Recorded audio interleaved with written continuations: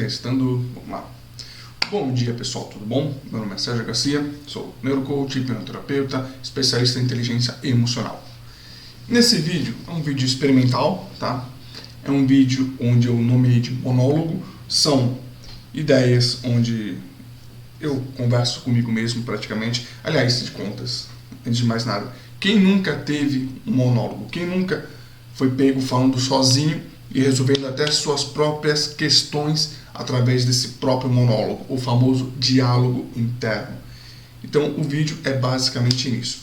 Alguma ideia que eu já tenha passado na minha cabeça ou que eu já tenha vivido e, sim, fazer um monólogo em cima disso. E sim, o sol está fortemente no meu rosto. Tá? Então é isso. Basicamente isso, tá? Pode ser um vídeo bem curto, bem rápido. Como disse, é um vídeo experimental e separei um tema para falar neste vídeo. É um vídeo sem cortes também, então vocês vão me ver, o som tá bem cedo, vocês podem me ver tossindo, qualquer coisa assim. Não se incomodem, por favor. O vídeo em si, o tema em si, vou falar sobre religiosidade versus espiritualidade. O que são isso? São coisas distintas. A religião, ela segrega, separa e faz acusações. A espiritualidade, ela acolhe a pessoa, lógico, não aceita atos pecaminosos, não aceita comportamentos ruins, mas aceita a pessoa. Parece meio complicado, mas eu vou explicar, são coisas distintas, tá? Não significa que por você, vamos supor, levando para o lado da comédia, não significa que por eu ser santista não vá aceitar você que é corintiano, mas significa que dentro da minha casa você não vai levar a bandeira do Corinthians, não. Então é basicamente isso, tá? Eu aceito a pessoa, mas não aceito o comportamento dela. Ela pode fazer esse comportamento dela se ela achar que é devido nos locais onde ela acha que tem essa liberdade. Na casa dela, mas dentro da minha casa, não. Mas eu vou tratá-la da melhor forma possível, tá? Então essa é a área espiritual.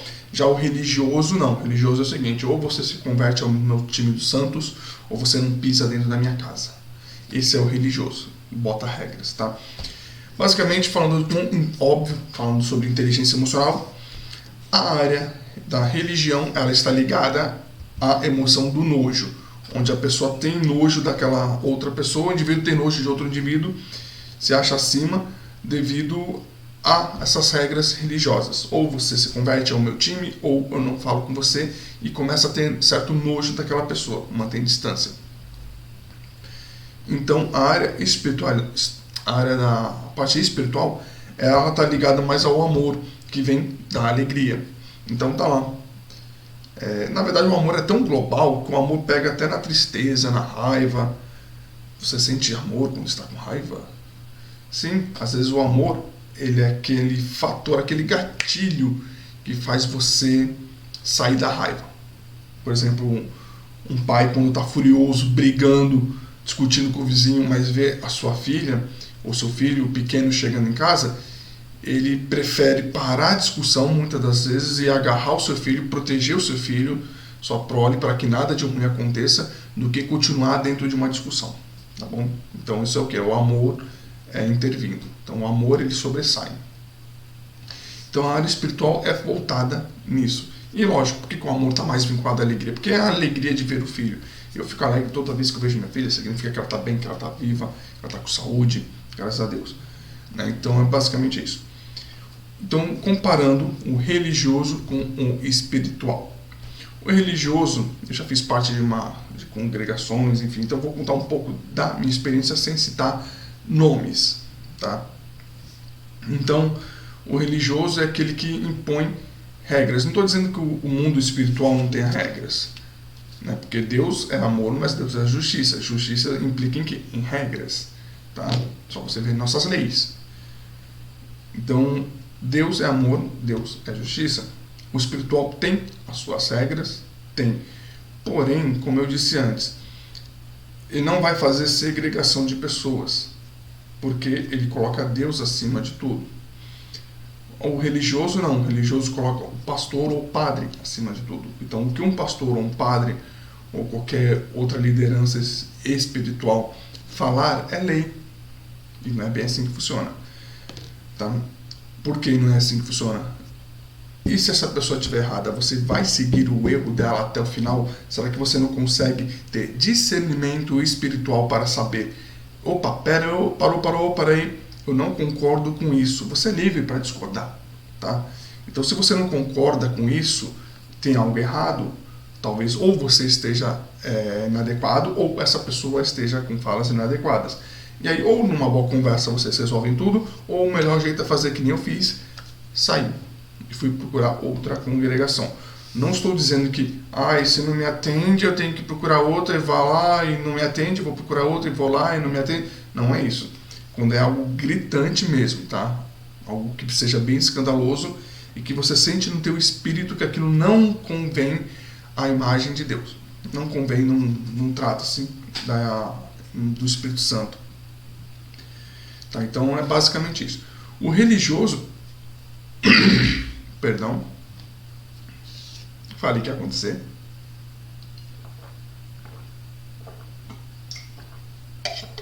Em vídeo editado, isso não tem. Eu não vou editar esse vídeo, não. Vou subir direto. O religioso, calma de novo. Perdão. O religioso, ele vai apontar as suas falhas, e ele vai falhar também. Porém, as dele não são falhas. As dele são equívocos da sua visão. Você tem uma trave nos seus olhos e você está enxergando um cisco no meu. É basicamente essa desculpa que sempre dão. Ou seja, você não pode pecar, que vão apontar os seus pecados, mas o religioso, se ele pecar, ele não pecou. Foi uma visão distorcida sua, é uma trave nos seus olhos.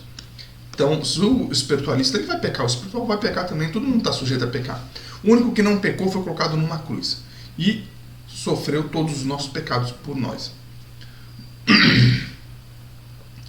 Então, você vai pecar. Eu vou pecar, eu peco. Você peca, ele peca. Nós pecamos, nós pecais, eles pecam. Todo mundo peca. Não tem como não pecar, tá? O importante é que o pecado não se torne algo rotineiro. Por exemplo, eu pequei em uma área, vou me arrepender, pedir perdão e procurar o máximo possível para não pecar nessa mesma área.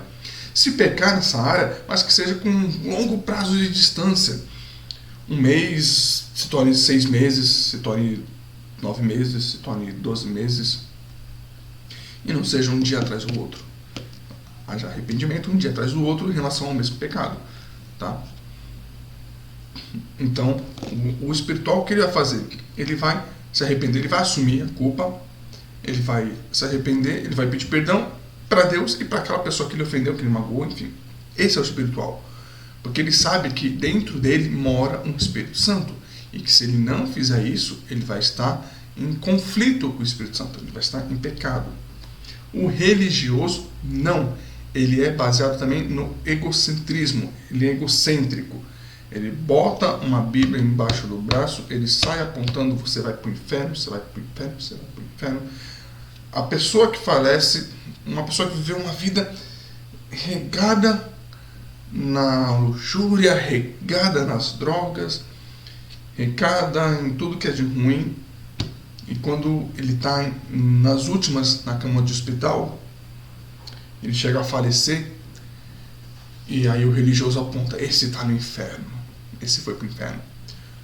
Só que antes disso, tem pessoas espirituais fazendo um trabalho dentro dos hospitais, levando a palavra de Deus lá dentro.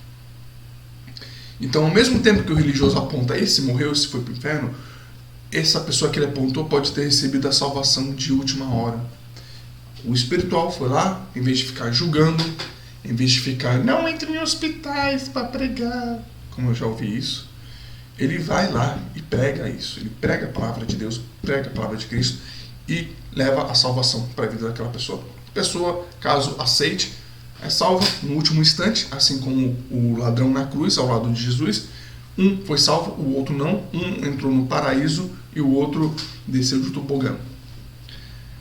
Então, há salvação em último minuto.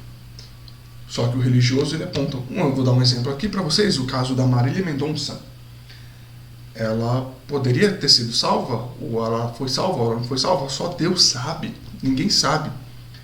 Ela tinha princípios cristãos, ela tinha porque ela faleceu, tinha princípios cristãos, ela veio de berço cristão, ela não conseguiu a oportunidade que ela queria lá dentro, ela foi, pela história que contaram na mídia, ela foi rejeitada, alguma coisa assim, e ela conseguiu alavancar sua carreira do lado externo, fora das igrejas.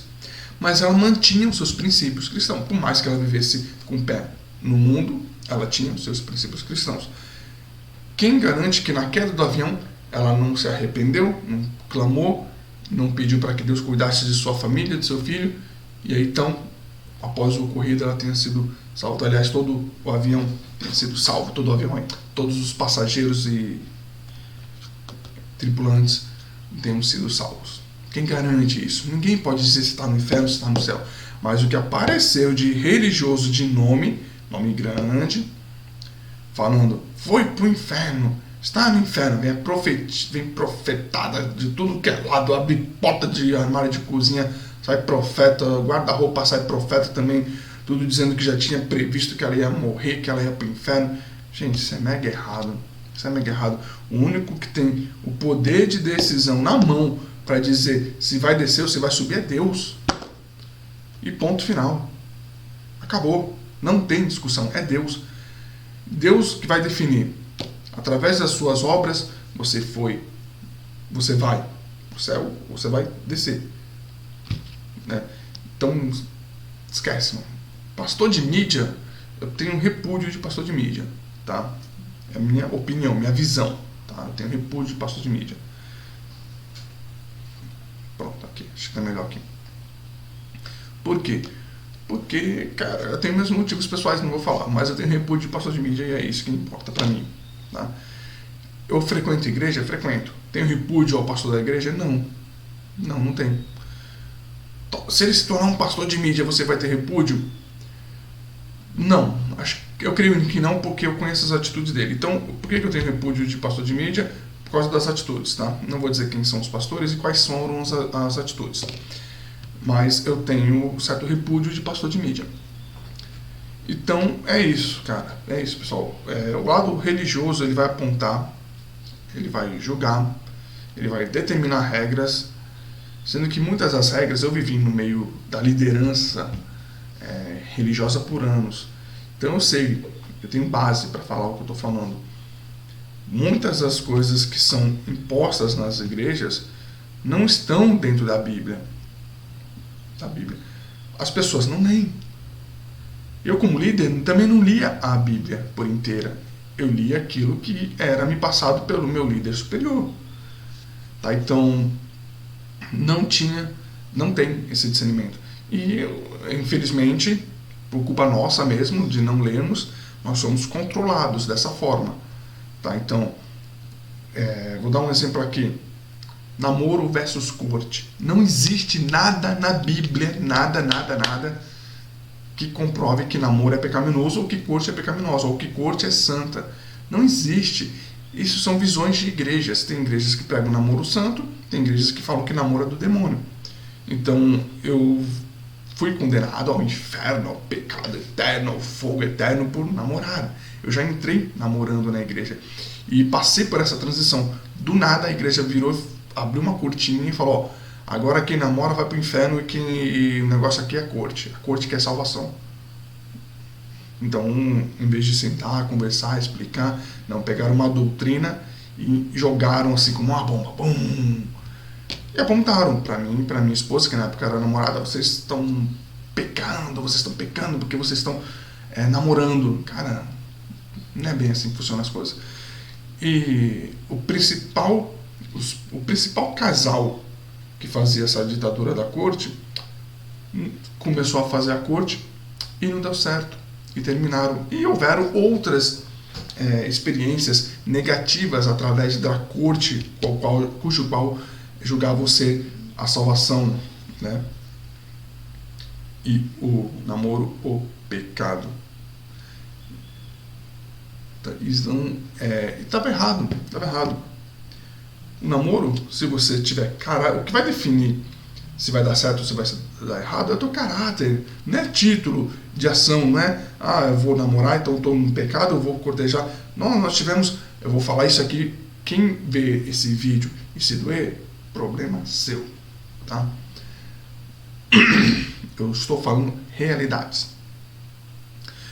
Nós somos julgados como pecadores, pecaminosos, diretos para o inferno porque namorávamos. Casal que estava cortejando, que anunciou a corte lá no púlpito, do nada a moça apareceu grávida. Meu amigo, quem muito aponta o dedo na cara vai ter muito que se explicar depois. Então é isso, o religioso ele vai criar regras, mas ele não vai seguir as regras que ele cria. Ele vai te apontar e falar, irmão, você não pode namorar, mas por trás ele está tendo relações sexuais. O espiritual não. O espiritual ele vai entender se isso é de Deus ou não. Ele vai ter discernimento. Ele vai sentar, ele vai ajoelhar, ele vai orar. E ele vai falar, caramba, não concordo com isso. Ou concordo com isso, é de Deus. Por isso que eu falei para vocês, se o espiritual sente que algo está diferente dentro da sua casa, da sua casa que eu digo da sua igreja, e não está convicto disso, não bateu no seu espírito, falou, rejeitou, a melhor opção é ir embora, é cair fora. Conversa, sai pela porta da frente, como eu fiz, fui lá, conversei, saí pela porta da frente, para não ser acusado posteriormente de ser um covarde, de ter abandonado o barco. Não, sentei, expliquei, falei, estou indo embora e tchau, bênção, fui. Tive que pedir para me cumprimentar, porque não quis me cumprimentar. Tive que pedir para orar por mim, para minha saída, porque também não quis. Ou seja, acho que eu estava naquele momento mais espiritual do que minha própria liderança.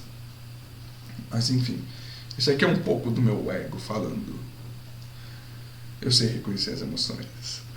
Então é isso, pessoal. O lado religioso e o lado espiritual, eles são totalmente diferentes. Espero que com o exemplo que eu tenha dado dos times vocês tenham compreendido melhor, né? O religioso ele vai dizer que minha casa só entra santista, corintiano só vai entrar se botar a camisa do Corinthians, e o espiritual vai falar, irmão, fica à vontade, só não vou aceitar gritos e palavrões dentro da minha casa, tá bom? Mas você é bem-vindo, vai lá, abraça, acolhe.